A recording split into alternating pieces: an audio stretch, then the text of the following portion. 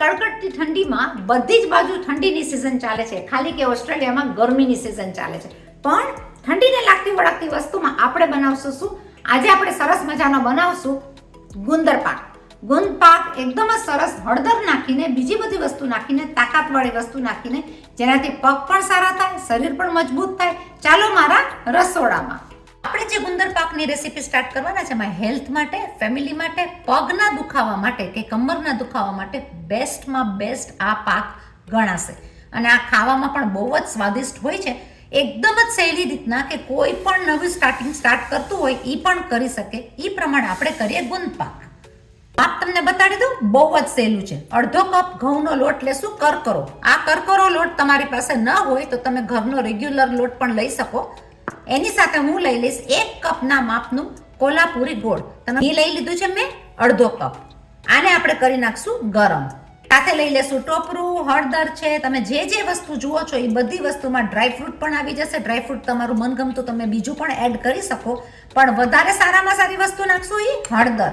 હળદર સાથે છે સૂંઠનો ભૂકો, એલચીનો ભૂકો. આ બધી વસ્તુ શરીરને માટે સારામાં સારી છે, જે ખાવામાં એકદમ હેલ્ધી, તાકાતવાળી અને શરીરને આખો દિવસ રાખે ફ્રેશ. તો આપણને બીજું શું જોઈએ? ગુંદ પાક છે તો ગુંદ તો લેશું જ. ગુંદ હોય આવડા મોટા મોટા, આને આપણે ઘીમાં કરશું, થશે ફૂલીને ડબલ. તો હું લઈ લઈશ 1/4 કપ ઓફ ગુંદ. ગરમ પેનની અંદર હું લઈ લઈશ 1 ટીસ્પૂન ઓફ ઘી. ઘીમાં આપણે આ બધા ડ્રાયફ્રૂટને કરી નાખશું થોડા ગરમ અને મસ્ત મજાના ક્રિસ્પી અને ક્રન્ચી.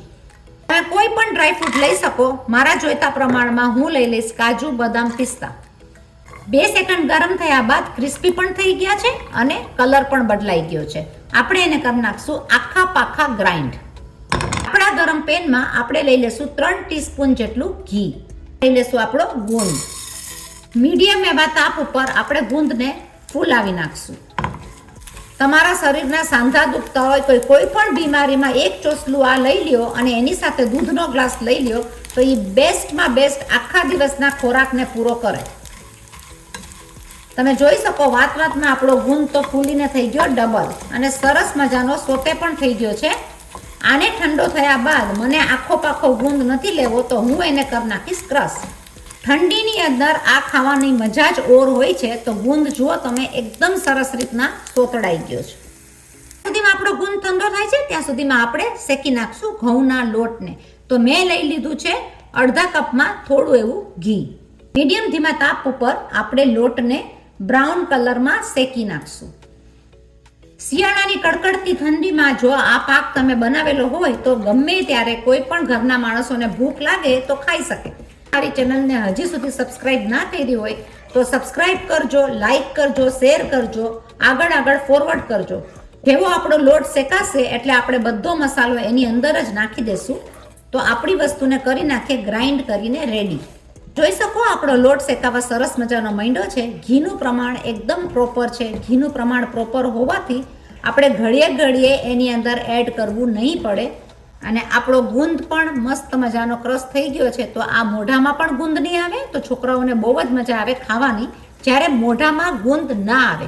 કારણ કે ગુંદ એવી વસ્તુ છે કે જો તમારો સરખો ના શેકાય તો ગુંદની અંદર તમારા દાંતમાં ચોટે કે કડકડ થાય કે મજા ખાવામાં ન આવે. એટલે ગુંદ શેકાવો મીડિયમ સ્લો તાપે જરૂરી હોય છે. કે જેવો લોટ બ્રાઉન થશે એટલે આપણે બધો જ મસાલો આપણો કરી નાખશું. આપણો લોટ સરસ રીતના શેકાઈ ગયો છે. હું લઈ લઈશ બધો જ મસાલો 1 by 1. લોટ પ્રમાણે જોઈતા પ્રમાણમાં લઈ લેશું ગુંદ. મેં લઈ લીધો છે જેટલો કર્યો હતો એટલો જ બધો જ ગુંદ. લઈ લેશું સાથે મસાલો પાકો. ઉપર નાખવા માટે થોડોક મસાલો રાખી દેશું બાકી. લઈ લેશું આપણે ટોપરું. ગેસની ફ્લેમ કરી નાખશું બંધ. ટોપરું મેં લઈ લીધું છે 3 ટેબલ સ્પૂન. તમે કહેશો બીનાબેન ચાસણી ક્યાં આગળ છે? આપણે કરશું ગોળની પાય, ચાસણી લયા વગર. આની સાથે હું લઈ લઈશ એલચીનો ભૂકો, સૂંઠનો ભૂકો અને જોઈતા પ્રમાણમાં 1 ટીસ્પૂન ઓફ હળદર. ઘરના ખાવાનામાં થોડી એવી લઈ લેશું આપણે કેસર. ઘરના જ માણસો ખાવાના છે. ઉપર પણ ડેકોરેટ કરશું, અંદર પણ નાખશું. કરી નાખશું બધી જ વસ્તુને સરસ રીતના મિક્સ.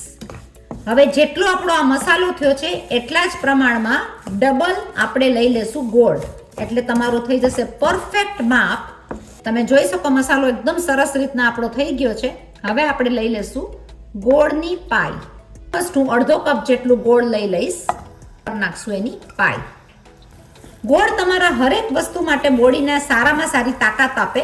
તાકાત માટે ગોળ બહુ જ વખણાય, તો મીડિયમ ધીમા તાપ ઉપર હું એની કરી નાખીશ ખાલી ગરમ પાઈ. મારે એની ચાસણી લેવાની નથી. તો ગોળ મેલ્ટ થઈને સરસ ઓગળી ગયો છે. આપણે કરી નાખશું બધો જ આપણો મસાલો મિક્સ.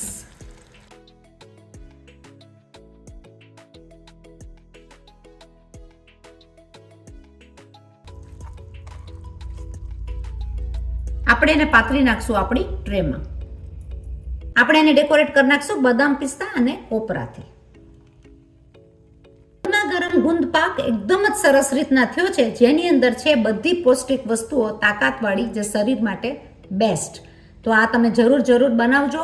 અને આપણે ઠંડા થયા બાદ એના કરશું ચોસલા. જ્યારે પાક આપણો મીડિયમ ગરમ હશે ત્યારે આપણે એના કરી નાખશું પીસીસ. તો આપણો આ શિયાળાની ઠંડીનો, કડકડતી ઠંડીને ભગાવવા માટેનો આપણો આ પાક એકદમ સરસ રીતના તૈયાર થઈ ગયો છે. અને આપણે એને કાઢી લેશું.